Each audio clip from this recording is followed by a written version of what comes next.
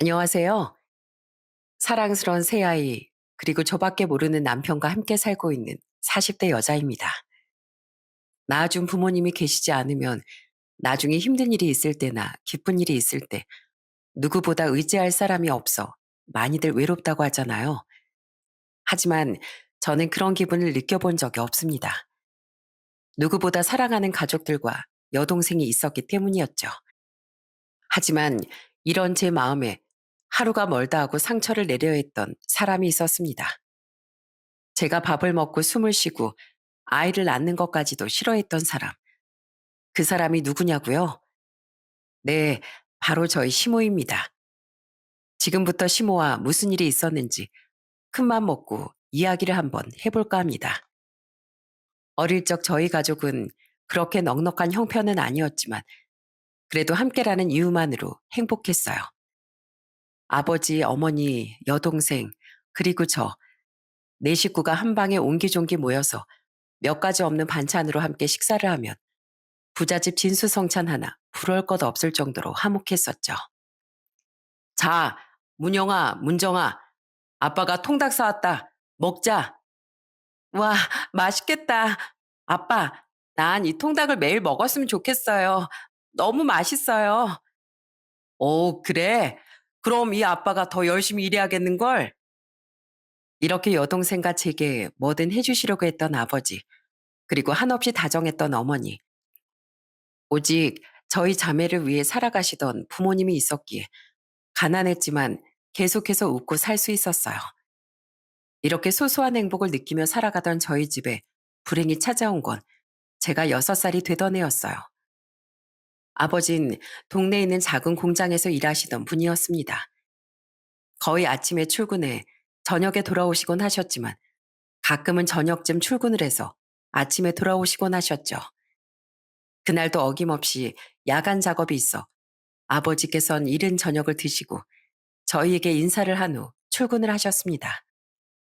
아버지가 출근을 하시고 다음날 새벽이 됐을 무렵쯤 저희 집에 전화 한 통이 걸려왔습니다. 모두가 잠들었을 야심한 새벽에 전화라니 전화벨이 몇 번 울리고 그 소리가 끊겼을 무렵 제 귀에 들려온 건 어머니의 찢어질 듯한 울음소리였습니다.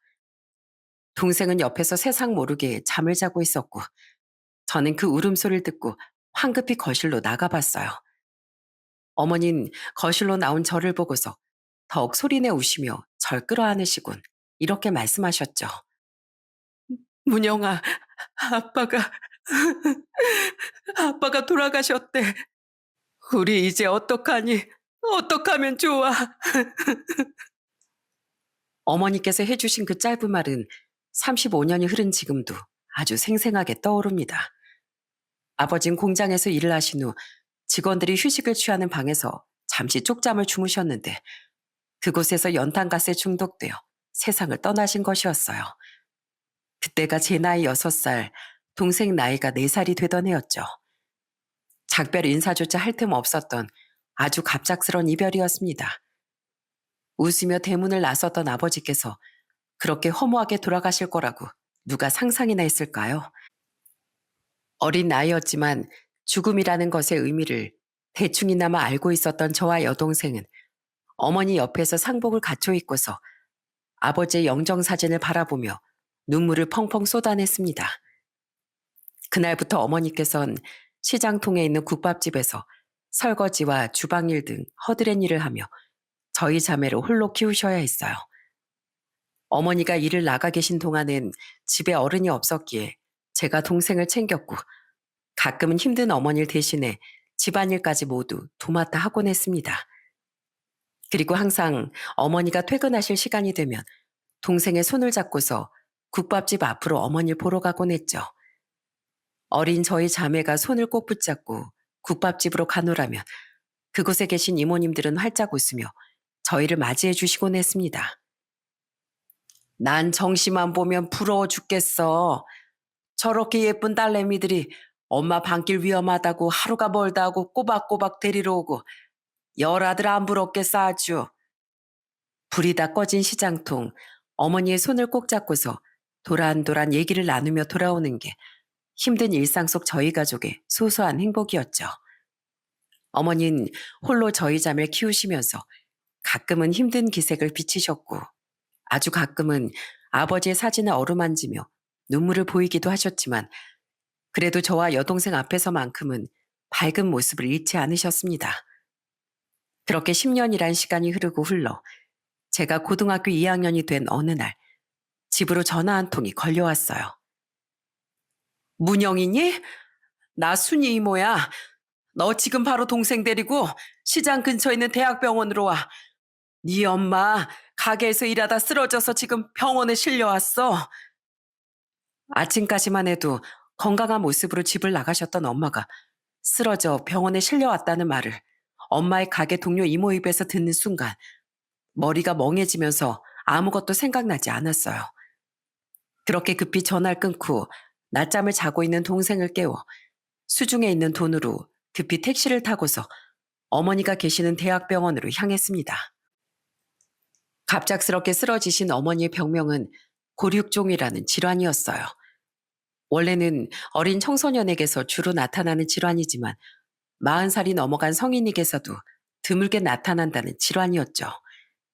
종양이 폐까지 전이가 됐다는 말에 어머니와 저 그리고 동생은 좌절할 수밖에 없었습니다.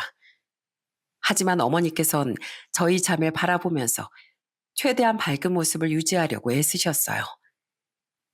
얘들아, 너희들 이 엄마 강한 거 알지? 이까지 남 같은 거 금방 툴툴 털고 일어날 테니까 너무 걱정하지 마. 그리고 놀라게 해서 미안해. 저희의 손을 꼭 잡고 계속해서 미안하다고 말씀하시는 어머니 때문에 저와 여동생은 참았던 눈물을 터뜨리며 어머니를 끌어안고서 펑펑 울 수밖에 없었습니다. 어머니는 병을 이겨내고자 하는 의지가 강한 분이셨지만 이미 다른 장기로의 전이가 진행이 된 상황에서 회복을 하는 건 쉬운 일이 아니었어요. 염증으로 인해 매일같이 고열에 시달려야 했고 독한 치료를 받으시면서 머리가 많이 빠지기도 하고 성격이 많이 예민해져 저와 여동생을 향해 짜증을 내시기도 했지만 저희는 아무렇지 않았습니다. 매일같이 짜증을 내도 좋고 심술을 부려도 좋으니까 결혼을 하고 아이를 낳을 때까지 옆에만 있어준다면 더 바랄 것이 없었죠. 하지만 저희의 그런 간절한 바람에도 불구하고 어머니께선 제가 고등학교 3학년이 되었을 때 저와 여동생을 세상에 남겨둔 채 아버지 곁으로 먼 여행을 떠나셨습니다. 눈을 감으시기 전 어머니께선 제 손을 잡고서 눈물을 흘리며 이렇게 말씀을 해주셨어요. 우리 문영이 졸업식 때 엄마가 가야 하는데 수능 치기 전에 엄마가 도시락도 싸줘야 하는데 우리 공주 옆에서 이 엄마가 다 해주고 싶은데 이젠 그렇게 못할 것 같아. 문영아, 엄마가 떠나고 나면 문정이까지 옆에서 잘 챙겨줘야 돼. 엄마 없이도 잘할 수 있지, 우리 딸. 왜 약한 소리를 하고 그래. 엄마가 떠나기 뭘 떠나. 엄마 다 나을 수 있어. 그러니까 그런 말 하지 마. 어? 엄만 우리 문영이랑 문정이 엄마로 살아서 열아들 부러울 것 없이 너무 행복했어. 엄마가 먼저 떠나더라도 절대 기죽지 말고 항상 행복하고 씩씩한 모습으로 살아야 돼. 엄마가 아빠랑 같이 하늘에서 지켜보고 있을 테니까. 엄만 다시 태어나도 우리 딸들 엄마로 태어날 거야. 너무 많이 사랑해. 제발 여동생이 대학에 들어갈 때까지만이라도 버텨달라고 그렇게 기도를 했지만 어머니는 끝내 먼 길을 떠나셨습니다. 그렇게 세상엔 여동생과 저 단 둘만 남게 됐어요. 어머니가 일을 하시면서 모아두신 돈도 병원비며 치료비로 모두 다 써버렸기에 물려받은 재산도 없었고 남은 거라곤 오직 저희 자매가 몸을 누이고 살 수 있는 허름한 집 하나뿐이었죠.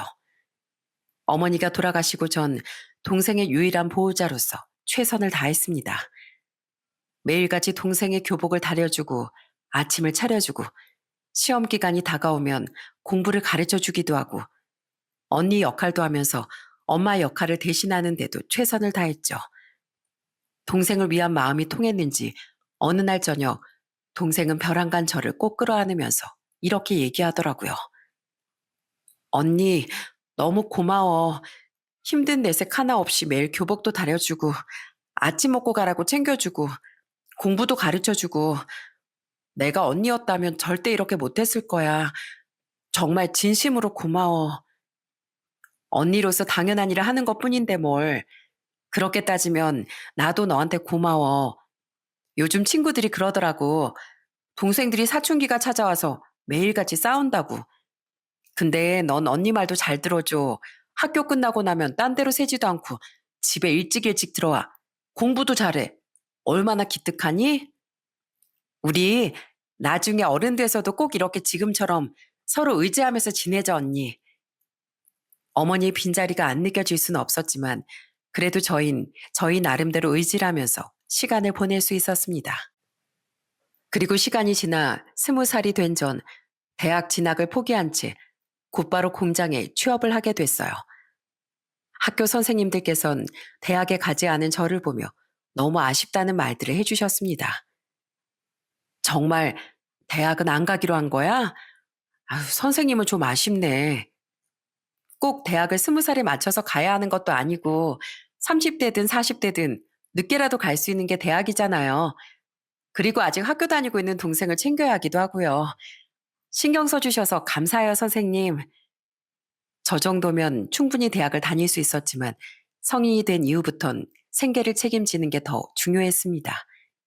어머니가 돌아가신 이후로 아르바이트를 하면서 근근히 생활을 해왔었기에 성인이 되고 나서부턴 제대로 된 직장에서 월급을 받으며 그나마 넉넉하게 동생을 챙기고자 하는 생각이 더 컸거든요. 공장 일을 하는 건 생각보다 정말 힘들었고 출근을 할 때마다 그만둬버릴까라는 생각이 강했지만 그래도 직장인들 모두가 그런 것처럼 월급날 통장에 돈이 들어오면 그래, 이 돈을 위해서라도 열심히 일해야겠다는 생각이 저절로 들더라고요. 몇 안 되는 월급을 쪼개고 쪼개 생활비를 제외한 나머지 금액들은 통장에 차곡차곡 모으기 시작했습니다. 그리고 1년 후 수능을 앞두고 있는 동생에게 통장을 내밀며 이렇게 말했어요. 너랑 아직까지 여기에 대해 뭐 깊이 얘기를 나눠본 적은 없지만 그래도 혹시나 네가 돈 때문에 대학 안 가겠다. 나도 집안의 생계를 위해서 일하겠다. 이런 소리 할까 싶어서 미리 주는 거야. 언니가 공장 다니기 시작하면서 몇 안 되는 월급이지만 너 대학 갈 때 등록금에 보태려고 조금씩 모아둔 돈이야. 그 정도면 대학 한 학기 등록금 정도는 충분할 거야. 나 때문에 모은 거야? 나 대학 갈 때 등록금에 보태주려고? 그래. 그러니까 넌 등록금이니 뭐니 쓸데없이 돈 걱정하지 말고 공부만 열심히 해. 알겠지? 남들은 맛있는 거 사 먹고 예쁜 옷 입고 캠퍼스를 누비면서 낭만을 누리는 가장 파릇파릇한 20대 청춘을 저는 공장에서 기름때를 묻히고 아줌마 아저씨들의 걸쭉한 말들을 들어가면서 보냈습니다. 하지만 이건 오직 저의 선택이었고 이 생활에 나름대로 만족했습니다. 어린 나이에 사회생활을 하면서 힘든 것도 있었지만 그래도 배우는 것 또한 많았거든요. 그렇게 그해 동생은 무사히 수능도 치르고 좋은 성적을 얻어 무사히 좋은 대학에 입학할 수 있었어요. 어린 시절부터 함께 고생했고 또 어머니가 돌아가신 뒤로는 제가 직접 챙긴 딸 같은 동생이라 그런지 괜히 흐뭇하기도 하고 또 대견하기도 하고 한편으론 부모님이 이 모습을 보셨으면 너무 좋아하셨을 텐데 하는 생각이 들기도 했어요. 다행히도 동생은 좋은 친구들을 만나 대학 생활에 잘 적응했습니다. 걱정을 많이 했는데 그래도 적응을 잘해서 참 다행이다 싶은 마음이 들더라고요. 성인이 된 동생은 아르바이트를 하면서 생활비를 충당했고 저도 간간히 동생에게 용돈을 보내면서 이젠 제 삶에도 조금씩 신경을 쓰기 시작했습니다. 그렇게 꽃다운 20대가 가고 30대를 앞두고 있을 무렵 일과 동생밖에 모르고 살던 제게 봄이 찾아오게 됐어요. 29이 되던 해 공장 직원의 소개로 지금의 남편을 만나게 된 것이었죠. 남편은 정말 좋은 사람이었습니다. 저와 3살 정도 차이가 나던 남편은 정말 진정한 어른이라는 생각이 들 정도로 듬직했기에 처음 만난 이후 2번째 만남을 가졌을 때 저희 2사람은 조심스럽게 연애를 시작하게 됐어요. 사람에 대한 배려라는 것이 몸에 깊이 배어 있었고 말투는 상냥 그 자체였으며 무엇보다 가까이 있으면 저절로 기댈 수 있을 정도로 편안함을 주는 사람. 남편과 만나다 보니 자연스럽게 이 사람과 결혼을 하게 되면 어떨까 하는 생각이 들었어요. 남편도 저와 같은 마음이었는지 만난 지 딱 2주년이 되던 해 제게 반지 하나를 주면서 프로포즈를 하더라고요. 그런데 저는 그 반지를 선뜻 받아들일 수가 없었습니다. 저도 그와 결혼을 하고 싶은 마음이 굴뚝 같았지만 그래도 가정사라는 것이 있었고 만나는 동안 단 한 번도 제 깊은 얘기를 털어놓은 적이 없었기에 과연 내 모든 것들을 얘기해도 나와 결혼을 해줄까 싶은 생각이 들었죠. 그래서 저는 조심스럽게 말을 꺼냈습니다. 프로포즈 받기 전에 내가 꼭 하고 싶은 말이 있어. 그동안 우리가 만나면서 한 번도 내가 한 적 없었던 얘기야. 들어줄 수 있어? 얼마든지 편하게 말해도 돼. 남편은 제 얘기를 다 들어주겠다며 제 손을 꼭 잡아주었고 그 편안함에 전 어린 시절 아버지가 돌아가신 얘기부터 시작해 19살 때 어머니마저 돌아가시게 됐고 그때부터 동생의 보호자 역할을 하면서 살았다고. 동생을 위해 20살 때부터 공장에 들어와 동생 첫 대학 등록금까지 모두 보태줬고 성인이 되고부터 지금까지 한 번도 저를 위한 삶을 살아본 적이 없다는 이야기까지 털어놓았습니다. 모든 얘기를 하고 나니 남편은 저를 품에 꼭 끌어안아주면서 이렇게 얘기를 하더라고요. 그런 일이 있었구나. 그동안 많이 힘들었겠다. 어디 기대고 싶고 하소연하고 싶어도 그럴 만한 곳이 마땅치 않았을 거고 책임감 때문에 함부로 힘들다는 얘기도 못했을 거고 정말로 고생 많았네. 이런 삶을 살아온 나라도 결혼하고 싶다는 생각이 들어? 당연하지. 얘기를 들으니까 더더욱 내가 네 옆에서 지켜주고 싶어지는데 이젠 힘들면 속으로 삭히지 말고 나한테 기대도 돼. 내가 하나부터 열까지 전부 다 들어줄 테니까. 남편의 말에 마음이 울리는 듯한 기분이 들었습니다. 마치 하늘에서 부모님이 제게 내려주신 큰 선물 같다는 생각까지 들더군요. 저의 모든 상황을 이해하고 받아주고 안아준 남편의 프로포즈를 저는 그렇게 조심스럽게 받아들였고 그 이후부터 전 남편과 함께 천천히 결혼 준비를 하게 됐어요. 결혼을 약속하고 처음으로 시댁에 인사를 드리러 가던 날 아버님과 시누이들은 저를 2팔 벌려 아주 반갑게 맞이해 주셨습니다. 아이고, 어서 와요. 언제쯤 오나 기다리고 있었어요. 와, 오빠 진짜 너무했다. 아니, 이렇게 예쁜 언니를 만나고 있었으면서 사귀는 동안 한 번도 안 데리고 왔던 거야? 내 말이, 오빠, 내가 딱 보니까 오빠는 새언니한테 평생 잘해야겠어. 안 봐도 딱 보인다. 아, 미안. 쟤네 둘이 쌍둥이라서 평소에 맨날 치고받고 싸우는데 꼭 저럴 때만 이상하게 합이 잘 맞다니까. 무시해도 돼. 아니야, 귀엽고 재밌는데 뭘. 그런데 어머님은? 여보, 우리 집 예비 큰 며느리 왔어. 그만 자고 얼른 일어나. 계시지 않는 시모를 찾자 아버님께선 안방문을 향해 크게 소리를 지르셨습니다. 그로부터 얼마 지나지 않아 안방문이 열렸고 그 안에서 시모가 졸린 눈을 부비적거리고 크게 하품을 하며 밖으로 나오더라고요. 그 모습을 보고 아버님과 시누이들은 한숨을 내쉬며 이렇게 말했습니다. 그러게 어제 좀 일찍 주무시라니까. 새벽까지 깨있을 때부터 알아봤어 내가. 사람이 좀 피곤하면 그럴 수도 있는 거지 뭘. 아가씨, 오늘 처음 인사 오는 날인데 내가 이렇게 자고 있어서 기분 나빴어요? 아휴, 기분 나빴으면 사과하고. 아니에요, 어머님. 저는 괜찮습니다. 아휴, 엄마도 참. 아이, 언니, 엄마가 계속 주무시고 계셔서 식사는 저희가 따로 준비했어요. 음식을 잘하는 편이 아니어서 그냥 레시피 보고 열심히 따라하긴 했는데 입맛에 맞으실지 모르겠네요. 그렇게 시모와의 해프닝이 끝나고 가족끼리 둘러앉아 식사를 하는데 아무 말 없이 반차만 뒤적거리던 시모가 제게 이런 말을 하더라고요.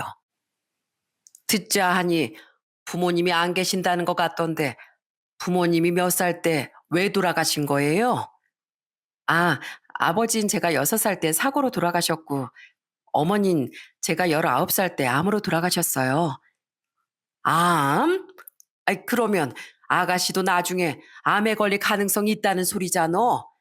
나중에 암 걸려서 우리 아들 고생이라도 하면 어떡해. 암 환자 수발 드는 거 그거 보통 일이 아닌데. 당신은 무슨 처음 보는 사람 앞에서 그렇게 재수 없는 소리를 하고 앉았어. 우리 부모님도 다 암으로 돌아가셨는데 정작 아들인 나는 건강하잖아. 아니, 아니 당신이야 내가 워낙에 건강을 잘 챙겨주니까 그런 거지. 아가씨, 결혼하고 나서 우리 아들 고생 안 시키려면 건강 관리 잘해야 돼요. 알겠죠? 걱정하지 마세요, 어머님. 정기적으로 건강검진도 잘 받고 있고 또 관리도 잘하고 있어요. 암 걸려서 남편 고생시키는 일 없을 거예요. 그거야 모르는 일이지 뭐. 암이 뭐 나 곧 찾아가요 하고 생기는 것도 아니고. 엄마, 그만하세요. 처음 보는 사람 앞에서 그런 말 하는 거 엄청 실례해요. 아이고, 알았어, 알았어. 그냥 내 노파심에 한번 해본 소리야. 아가씨, 내 말 너무 신경 쓰지 말아요. 아이, 그냥 해본 소리야. 알겠죠? 저는 시모의 말을 그냥 웃어 넘겼지만 직감할 수 있었습니다. 결혼을 하고 나면 시모와 아주 기가 막히게 부딪히게 될 거라는 걸 말이죠. 그렇게 저희는 무사히 결혼식을 올렸고 모아둔 돈과 대출을 합쳐서 신혼집을 마련하게 됐어요. 그리고 결혼하자마자 저희에겐 축복이 찾아왔습니다. 하나도 둘도 아닌 무려 셋씩이나 말이죠. 처음 초음파를 확인했을 때 아기 집이 3개가 보인다는 말에 저와 남편은 귀를 의심했습니다. 가끔 텔레비전으로 세 쌍둥이, 네 쌍둥이를 출산해서 다복한 가정을 이뤘다는 내용은 본 적이 있었지만 실제로 그 사연이 제 일이 될 거라는 생각은 한 번도 해본 적이 없었거든요. 남편은 기뻐하기도 했지만 한편으론 저를 걱정하기도 했습니다. 찾아보니까 새 쌍둥이 배는 정말 어마무시하게 나온다던데 우리 애기가 셋씩이나 찾아와 준 건 너무 좋지만 그보다 당신이 힘들어질까 봐 너무 걱정이야. 아직 배도 안 나왔는데 그런 걱정부터 해? 괜찮아. 내 쌍둥이 엄마들도 있는데 나라고 뭐 못할 게 뭐 있어? 임신하면 배 나오는 건 당연한 거고 우리 애들만 뱃속에서 무럭무럭 잘 자라주면 나는 더 바랄 게 없을 것 같다. 말은 이렇게 했지만 사실 살짝 겁이 나긴 했습니다. 임신했을 때 찾아오는 입덧도 무서웠고 배가 남산만하게 부르는 것도 무서웠고 모든 것이 처음이었기에 걱정이 되는 건 어쩌면 당연한 일이지만 그래도 할 수 있다고 마음을 먹고서 그날부터 공장 일을 그만두고 최대한 휴식을 취하며 전업주부로서의 삶을 살기 시작했어요. 동생은 새 쌍둥이가 찾아왔다는 말에 무척이나 기뻐하면서 지금부터 조카들의 선물을 사놔야겠다며 오발을 떨었고 아버님과 시누이들도 진심을 담아 축하해준 반면 시모는 제 임신 사실을 그렇게 달가워하지 않더라고요. 무엇보다 새 쌍둥이라는 말을 듣고서 깜짝 놀라며 제게 이런 식으로 말을 하더군요. 어휴, 야, 넌 나중에 아기 낳고 나면 몸매 아주 파줄만 하겠다. 새 쌍둥이면 배도 장난 아니게 나올 거고 애 낳고 나면 바람 빠진 풍선 마냥 배가 축 늘어질 텐데 나도 쌍둥이 낳아봐서 아는데 관리 못하면 정말 한 방에 훅 간다. 알지? 남자들은 여자 애 낳고 관리 제대로 못하면 바로 한눈 팔아버리는 거. 어머님, 바람도 다 필 사람들이나 피는 거죠. 저는 걱정 안 해요. 그리고 아기 낳고 나서 2주 정도 산후조리원 들어가 있다가 나오기로 해서 거기에서 관리 받을 거 다 받고 몸조리도 다 하고 나올 예정이에요. 신경 써주셔서 감사해요. 뭐? 산후조리원? 뭐하러 쓸데없는데 우리 아들 돈을 쓰게 만들어? 안 그래도 애가 셋이나 태어나면 우리 아들만 등골 빠지게 일할 텐데 지금부터라도 돈을 아낄 생각은 안 하고 쓸 생각부터 하니? 너도 힘들게 돈 벌어봐서 알 거 아니야. 요즘 젊은 사람들 그런 데다 쓸데없는 돈 안 써도 스스로 산후관리 잘만 하더만. 그래요? 그런 줄 몰랐네요. 그럼 어머님, 저 산후조리원에는 안 들어갈 테니까 저 아기 낳고 나면 어머님께서 산후조리 좀 도와주실래요? 뭐? 야, 그걸 내가 왜 도와주니? 네가 내 친딸도 아닌데. 에이, 뭐 친딸만 산후조리 도와줘야 한다고 나라에서 정해놓은 법이라도 있나요? 따지고 보면 며느리도 딸이죠. 저는 친정엄마가 안 계시니까 어머니께서 도와주시면 딱일 것 같아서 여쭤보는 거예요. 그리고 어머님, 그 일만 등골 빠지게 일할 거 아니에요. 저도 나중에 아이들 태어나고 어린이집에 보낼 수 있는 나이 되면 다시 일하러 다닐 거예요. 누가 뭐라고 했니? 남들이 보면 임신한 며느리 보고 돈 벌어오라고 한 줄 알겠다. 우리 아들 혼자서 집안 먹여 살리느라 몸 축나면 어떡하나 하고 미리부터 걱정하고 계신 것 같아서 말씀드리는 거예요, 어머님. 그렇게 안 놔둘 테니까 걱정하지 마시라고요. 시모가 대놓고 저렇게 얄밉게 말하면 저도 절대로 지지 않고 똑바로 맞받아쳐 주곤 했습니다. 말하는 자의 의도가 뻔히 보이는데 네네 하고 고개를 숙이기만 한다면 나중엔 그보다 더한 말도 날아올 거라는 걸 알고 있었고 시모가 저의 길을 잡아놓으려는 것도 눈에 뻔히 보였기에 어른을 대하는 선을 지키면서 나름대로 부하가 치밀어 오르게끔 대응했답니다. 시모의 얄미운 태도와 말투는 출산 이후 더 심해졌습니다. 아이를 낳고 산후조리까지 다 끝낸 뒤 시댁의 아이들을 데리고 처음으로 인사를 갔던 날이었어요. 아버님과 시누이들은 아주 꿀이 뚝뚝 떨어져라 저희 애들을 쳐다보며 예뻐해 주시는데 시모만큼은 못마땅한 표정으로 이렇게 말하는 겁니다. 우리 영민이 닮았으면 애들이 하나같이 다 인물들이 출중했을 텐데 널 닮아가지고 애들이 어떻게 하나같이 다들 정내미가 안 가게 생겼다 야. 어머니, 무슨 손주들을 보고 그런 말씀을 하세요? 내가 느낀 걸 말도 못하니? 그리고 또 이렇게 보니까 징그럽다 징그러. 하나만 낳고 진득하게 잘 살면 되지. 뭐하러 새 쌍둥이를 낳아가지고 돈도 3배로 나갈 텐데. 에휴, 우리 아들 고생길이 훤히 보인다. 훤히 보여. 어머님, 제가 전에도 말씀드렸잖아요. 나중에 애들 어린이집 갈 때 되면 저도 그때부터 다시 일할 거라고. 절대로 남편 혼자 돈 벌게 하면서 고생시킬 일 없을 거라고요. 그런데도 그렇게 말씀하시는 게 맞다고 생각하세요? 예. 그럼 애들 어린이집 가기 전까진 혼자 벌어서 식구들 먹여 살린다는 거잖아. 난 그거 생각하면서 말한 거였는데 어딜 시댁 식구들 앞에서 누나를 부라리면서 소리 질러? 위아래도 없고 우덜은 공경할 줄도 모르고 이래서 부모 없는 것들하고는 상종도 하면 안 된다니까. 당신 그만 못해? 며느리한테 수고했다는 말은 못할지언정 뭐? 부모 없는 것들이랑은 상종을 하면 안 된다고? 그렇게 말할 거면 결혼 허락은 왜 했어? 당신은 제 하는 거 보고서도 그런 말이 나와요? 그리고 여자면 당연히 애 낳는 건 기본적으로 다 할 줄 알아야지. 뭐 그렇게 대단한 일 한 거라고. 어머님, 앞으로 애들 데리고 여기 안 찾아올게요. 명절이나 생신 같은 특별한 일 있을 땐 애들 잠깐 맡겨놓고 저희 둘만 올 거고요. 어머니께서 하나뿐인 손주들한테 그렇게까지 말씀하시니 어쩔 수가 없네요. 어머 어머 기가 막혀서 여보 제 말하는 것 좀 봐요. 그래 놓고도 내 편이 아니라 며느리 편을 들고 싶어? 그래 오지 마라 오지 마. 누가 오라고 협박이라도 했냐? 손주고 뭐고 다 필요 없으니까 오지 말어. 오지 말라니 뭐 어쩔 수 있나요? 자고로 어른 말은 귀담아 듣고 잘 들어야 하는 거라는 말이 있잖아요.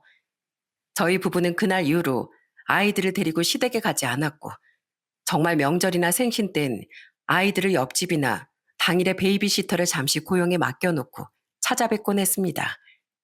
이렇게 1년 정도 하니 시모가 제게 이런 말을 하더군요. 너도 참 독하다 독해. 내가 아무리 애들 인물에 대해 그렇게 말을 했기로써니 진짜 1년이 넘도록 애들은 코빼기도 안 비춰주니? 난 그렇다 쳐도 니네 시누이들이랑 시아버진 애들을 얼마나 보고 싶어 하겠어?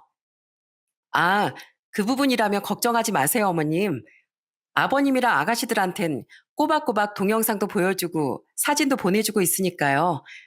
애들 배밀이 하는 거랑 뒤집게 하는 거, 또 걸음마 떼는 것까지 다 보여드리고 있으니까 그런 신경은 안 쓰셔도 돼요. 뭐라고? 아니, 그런 얘기 한 번도 못 들었는데. 아, 제가 어머니께 사진도 보여드리지 말고 영상도 보여드리지 말라고 말씀드렸거든요. 저희 애들 안 좋아하시잖아요.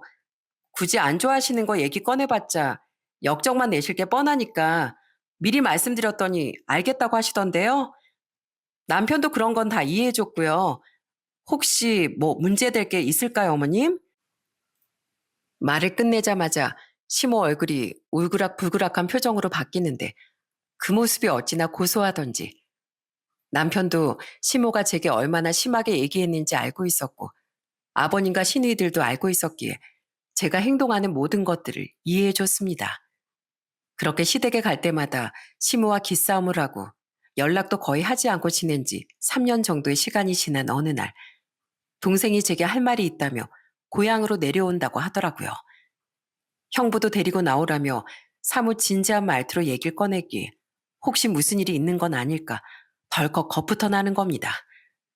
큰 병에 걸린 건 아닌지 큰 돈이 필요한 건 아닌지 머릿속으로 온갖 소설을 쓰며 남편을 데리고 약속 장소로 향했어요. 그런데 동생은 해맑게 웃으면서 저희 부부에게 인사를 했고 동생 옆에 처음 보는 남자도 몸을 일으켜 저희에게 인사를 건네더라고요. 그 사람은 바로 동생의 결혼 상대였습니다. 뭐? 결혼? 언제부터 만났는데? 만난 건 3년 전부터. 사실 처음엔 가벼운 마음으로 만났는데 알면 알수록 정말 진국이다 싶더라고. 내 가정사까지 다 이해해준 사람이라 놓치고 싶지 않았어. 그래서 데리고 왔지. 결혼 허락 받으려고. 동생이 결혼하겠다고 데려온 남자는 참 괜찮은 사람이었어요. 마치 연애 시절의 남편을 보는 듯한 기분이 들었죠. 죽을 때까지 동생만 바라보며 외롭지 않게 사랑만 주겠다는 다짐을 듣고서 반대를 한 언니가 지구상에 어디 있겠어요. 저희 부부는 동생의 행복을 빌면서 결혼을 허락해 줬습니다. 적어도 동생 눈에 눈물을 흘리게 할 것 같지는 않았고 무척이나 듬직했기에 믿고 보낼 수 있을 것 같았어요. 그렇게 동생의 결혼식이 2주 정도 앞으로 다가온 어느 날이었습니다. 한 번 잠들면 깊게 잠들기 때문에 꿈을 거의 꾸지 않았는데 그날 해가 바다에서 솟아오르는 꿈을 꿨어요. 그 광경이 너무 멋있어서 한동안 넋을 놓고 바라봤던 것이 생각이 나 검색을 해보니 로또에 당첨되는 꿈이더군요. 원래 저는 로또를 사지 않는 사람이었는데 그래도 로또에 당첨되는 좋은 꿈이라고 하니 기분만 낼 겸 해서 딱 5천원치만 구매했습니다. 이왕 좋은 꿈 꿨으니 딱 더도 말고 덜도 말고 5등이라도 당첨되라. 그렇게 로또 당첨자 발표일이 다가왔어요. 별 기대 없이 남편과 함께 인터넷으로 당첨 번호를 확인하면서 종이에 찍힌 번호들을 비교하던 순간 심장이 철렁 내려앉는 기분이 들더라고요. 제가 샀던 번호가 로또 2등에 당첨이 된 것이었죠. 제가 손을 덜덜 떨면서 아무 말도 못하고 있자 남편이 재차 번호를 보고서 맞춰보더니 소리를 지르고 저를 꽉 껴안았습니다. 당신 꿈이 들어맞았어. 딱 맞네. 로또 당첨되는 꿈. 여보, 이거 꿈 아니지? 내 볼 좀 꼬집어봐. 제 인생의 로또 2등 당첨이라니. 우연히 꾼 꿈이 정말 로또 당첨 꿈일 줄은 생각지도 못하고 있었어요. 당첨 결과를 확인하고서도 차마 실감이 나질 않더군요. 로또 2등 당첨금은 6천만 원이 살짝 안 되는 금액이었습니다. 그 돈을 받자마자 바로 든 생각은 곧 결혼할 동생을 위해 뭐라도 해주고 싶다는 생각이었어요. 사실 저희도 대출금을 갚아나가는 신세였고 또 아이들도 셋이나 있었기에 형편이 녹록지 않아 동생이 결혼하는데 뭘 해줘야 할까 계속해서 고민을 하고 있었습니다. 그래서 일반적인 생활비와 대출금을 제하고 남은 1,000만 원을 동생 축의금으로 줘야겠다고 마음을 먹었답니다. 마음 같아선 2천만 원이고 3천만 원이고 주고 싶었지만 저희 형편 때문에 어쩔 수가 없었죠. 동생의 결혼식 전날 남편과 동생의 축의금에 대한 상의를 끝낸 뒤 동생에게 바로 1천만 원을 송금했습니다. 제가 돈을 보내자마자 곧바로 전화가 걸려오더군요. 언니, 방금 돈 보낸 거 뭐야? 언니가 동생한테 주는 결혼 축하 선물 더 많이 주고 싶었는데 형편이 넉넉지 않아서 그거밖에 못 보냈어. 미안해. 무슨 소리 하는 거야? 그동안 언니가 살아오는 동안 나 챙겨준 것만 해도 충분한데 왜 이렇게 큰 돈을 보냈어? 울면 안 돼. 내일 세상에서 제일 예쁜 신부가 되는 날인데 퉁퉁 부은 눈으로 식장 들어갈래? 언니가 돼가지고 동생한테 이렇게 축의금 주는 건 당연한 거지. 그러니까 군말 없이 감사합니다 하고 받아. 그리고 누구보다 행복하게 잘 살아. 알겠지? 어, 언니, 나 정말 행복하게 잘 살게. 그리고 언니랑 형부한테도 진짜 잘하면서 살 거야, 나. 결혼 축하해, 문정아. 울지 말고 내일 우리 웃으면서 보자. 우리 늦지 않게 가 있을게. 동생에게 축의금을 주고 나니 홀가분한 기분이 들었습니다. 조금 더 넉넉하게 넣어주지 못한 건 미안했지만 그래도 이 정도면 작은 혼수라도 준비할 수 있겠다 싶었죠. 그렇게 동생의 결혼식은 무사히 잘 끝났고 소식을 듣고서 아버님과 시누이들도 동생의 결혼을 축하해 주러 찾아왔습니다. 당연히 시모는 오지 않았고 말이죠. 그리고 사건은 동생의 결혼식이 끝나고 이틀이 지난 후에 시모가 갑작스럽게 집으로 찾아오면서 일어나게 됐습니다. 남편의 퇴근이 얼마 남지 않아 아이들과 함께 저녁을 준비해 보려는데 누군가 초인종을 누르더라고요. 누구지 싶어 인터폰을 확인해 보니 그 사람은 다름 아닌 시모였습니다. 연락도 없이 찾아온 시모가 당황스러웠지만 그래도 아들 집에 찾아온 것이니 저는 문을 열어드렸고 아이들은 시모의 얼굴이 낯설어 시모를 향해 배꼽 인사만 하고서 방으로 후다닥 들어가 버렸어요. 시모는 그런 아이들을 보며 혀를 끌끌 차기 바빴죠. 네가 애들 교육을 얼마나 잘못 시켰으면 애들이 저렇게 인사만 하고 방에 쪼르르 들어가 버리냐? 하긴 가정교육도 제대로 받아본 사람이 시키는 거지. 부모도 없는 네가 뭘 알겠냐마는. 저한테 아무 이유 없이 시비 걸러 오신 건 아닐 거고 어쩐 일로 찾아오셨어요? 며칠 전에 사돈 처녀 결혼했다면서? 네, 결혼식 했죠. 아버님이랑 아가씨들도 다 와서 축하해 주셨고요. 뭐 내가 안 가고 싶어 안 간 건 아니고 일이 있었어. 그나저나 결혼식 한 번 하는데 돈이 꽤나 들었을 것 같은데 너 설마 동생 결혼하는데 돈 보태주고 그런 건 아니지? 어머님, 어떻게 아셨어요? 요즘 결혼식 하는 게 한두 푼 하는 것도 아니고 제 동생 결혼하는데 제가 가만히 있으면 안 되죠. 아주 조금 보태줬어요. 1천만 원이요. 뭐 1천만 원?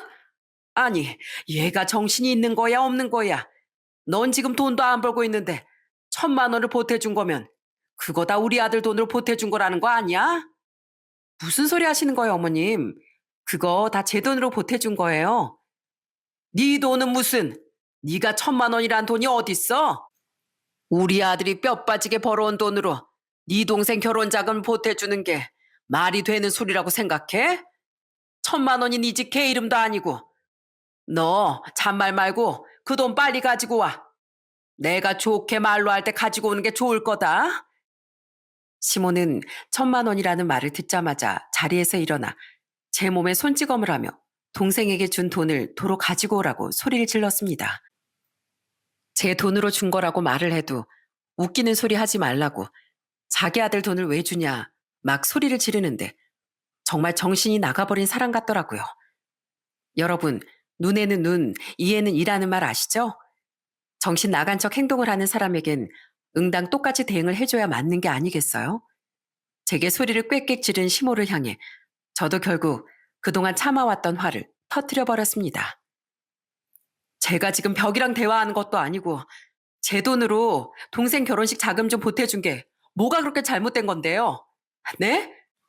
어머님, 그 돈이요. 아범 돈 아니고 제 돈이라고요. 제 돈으로 직접 동생한테 준 돈이라고요. 아범 돈은 1원도 안 들어갔다고요. 그리고 그게 설령 아범 돈이라 한들 제가 왜 어머님한테 그 돈을 돌려드려요?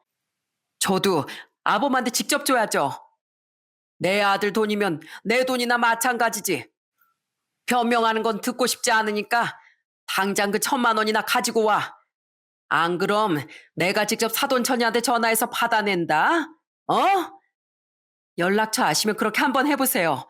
신고나 안 당하면 다행이겠네요. 아범은 대뜸 찾아와서 난동 피우는 어머니 모습 보면서 뭐라고 생각할까요? 진짜 너무 궁금하네요. 시모와 언성을 높이던 그 순간 퇴근한 남편이 집 문을 열고 들어왔고 아이들은 울음을 터뜨리며 방에서 나와 남편의 뒤로 숨어들었습니다. 우는 아이들, 얼굴이 벌개진 채 씩씩거리는 시모, 진이 다 빠진 제 얼굴을 번갈아 보던 남편은 단번에 상황을 파악한 듯 한숨을 쉬고 시모에게 이렇게 말했습니다. 어머니, 이젠 또 뭘로 트집 잡아서 집까지 찾아오셔서 사람을 못 살게 괴롭히고 계신 거예요? 예? 아니, 괴롭히긴 뭘 괴롭혔다고 그래? 내가 내 아들 집에 오면 며느리한테 시비 걸고 괴롭히러 오는 거냐? 아들 너 참말 서운하게 하는구나. 말을 서운하게 하는 게 아니라 어머니가 여태까지 그렇게 행동하셨잖아요. 결혼했을 때부터 지금까지 어머니가 저 사람한테 했던 행동들 한번 되짚어 보세요. 제가 말을 서운하게 하는 건지 어머니 행동 자체에 문제가 있는 건지 생각을 좀 해보시라고요. 여보, 당신 왔으니까 당신한테 물어볼게. 내가 문정이 결혼할 때 보태줬던 1,000만 원 기억하지? 어머님은 그게 당신 돈이라고. 당신 돈이면 내 돈도 되니까 당장 나한테 그 1,000만 원 가져오라고. 내놓지 않으면 내 동생한테 전화해서 그 돈 받아내겠다고 하시는데 어떻게 생각해? 뭐? 어머니, 가족이 결혼하는데 돈 보태준 거 가지고 이렇게 찾아오셔서 난리를 치고 계신 거예요? 그거 저 사람 돈 맞아요. 그리고 그게 제 돈이라고 한들 처제가 결혼하는데 형부가 돈 보태준 게 뭐 그렇게 문제가 되는데요? 아니, 그러니까 내 말은 제발 그만 좀 하세요. 네? 저도 더 이상 힘들어서 못 봐주겠어요. 언제까지 이러실 건데요? 제가 이혼이라도 해야 직성이 풀리시겠어요? 세상에 아들이고 뭐고 내 편이 아무도 없네. 10달 동안 배 아파 낳고 뼈 빠지게 일하며 키우면 뭐해. 지 마누라한테 홀랑 빠져선 지 엄마한테 바락바락 대들고 소리나 지르는데 아이고 내 팔자야 내 팔자야. 어머님, 팔자를 원망할 게 아니라 그동안 어머님께서 해오신 것들을 좀 돌이켜 보셔야 될 것 같은데요. 그리고 바락바락 대드는 게 아니라 옳은 소리 하는 거고요. 다시 한번 말씀드리지만 그 돈은 제 돈이에요. 그러니까 1,000만 원 중에서 10,000원짜리 한 장이라도 구경하실 생각 추워도 하지 마시고 이만 저희 집에서 나가주세요. 시모는 한참 동안 바닥에 주저앉아 저를 노려보다 남편의 손에 의해 집 밖으로 질질 끌려나갔습니다. 그 이후에 어떤 일이 일어났는지 궁금하시죠? 상황이 완전히 손바닥 뒤집히듯 바뀌게 됐답니다. 남편은 그날 곧바로 아버님께 전화를 걸어 모든 상황을 설명했고 나중에 신우들의 말을 들어보니 시모가 집에 들어가자마자 아버님께서 호랑이처럼 화를 내셨다고 해요. 이 썩을 여편네 같으니라고 우리 며느리 같은 사람이 어딨다고 또 가서 깽판을 치긴 왜 쳐? 지금이 무슨 조선시대야? 조선시대도 당신처럼 그렇게는 안 하겠다. 만약에 당신 때문에 우리 아들이 이혼하면 책임질 거야? 아니, 왜 저한테만 그래요?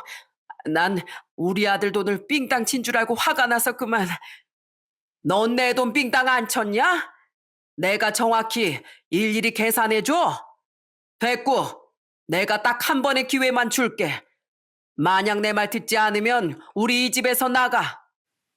허구한 날 집안 분란만 일으키고 며느리 잡아먹는 사람하곤 나도 하루도 못 살겠으니까. 뭐라고요? 나가라고요? 그래, 나가. 하루살이라고 들어봤지? 왜 하루살이겠어? 하루도 못 산다고 해서 하루살이야. 지금 당신이 그 운명이라고. 여보, 어떻게 수십 년을 같이 산 사람한테 그럴 수가 있어요? 요즘 뉴스도 안 봐? 황혼이혼이 요즘 대세래.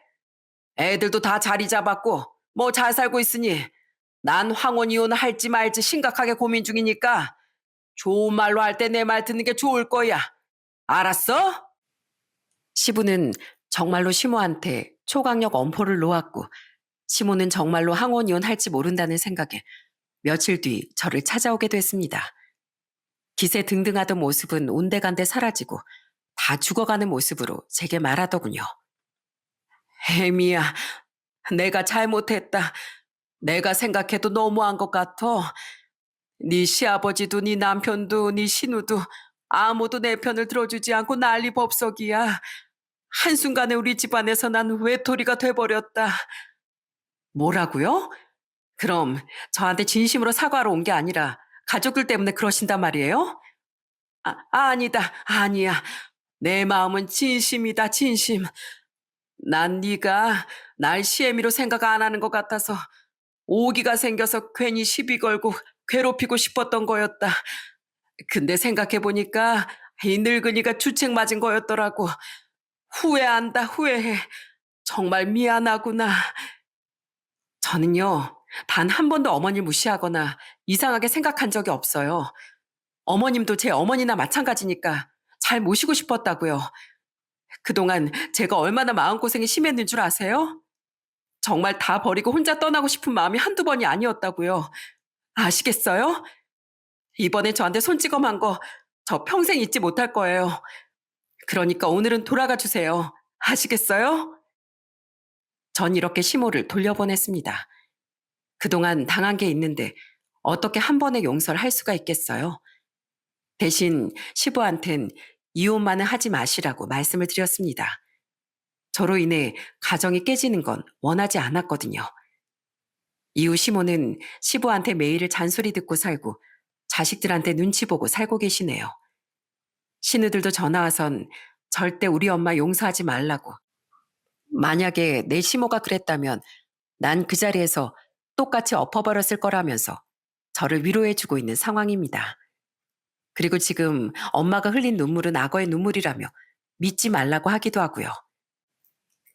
그래서 저도 천천히 시간을 갖고 지켜볼 생각입니다. 만약에 변하지 않는다면 며느리 타이틀 반품할 생각이에요. 하루같이 문자를 해와 잘 지내보자고 하는 시모를 저도 믿지 않기 때문이죠. 이번 기회에 이 세상에 혼자 남은 기분이 얼마나 외롭고 힘든지 뼈저리게 느껴봤으면 좋겠네요. 현재 제 여동생은 결혼 생활을 아주 잘하고 있습니다. 얼마 전엔 임신까지 해서 얼마나 기뻤는지 몰라요. 유일한 동생인 제 여동생이 나비처럼 훨훨 날아 좋은 일만 있었으면 좋겠습니다. 저도 앞으로 남편과 아이들을 위해 열심히 살도록 하겠습니다. 여러분, 사필귀정이라는 말 뜻을 알고 계시죠? 무슨 일이든 결국 일은 옳은 이치대로 돌아간다는 뜻이랍니다. 되도 않게 사람을 헐뜯으려고 하고 미워하고 계속해서 끌어내리려고 하면 시간이 지나면 내가 가지고 있던 것마저도 잃을 수 있다는 말이기도 하죠.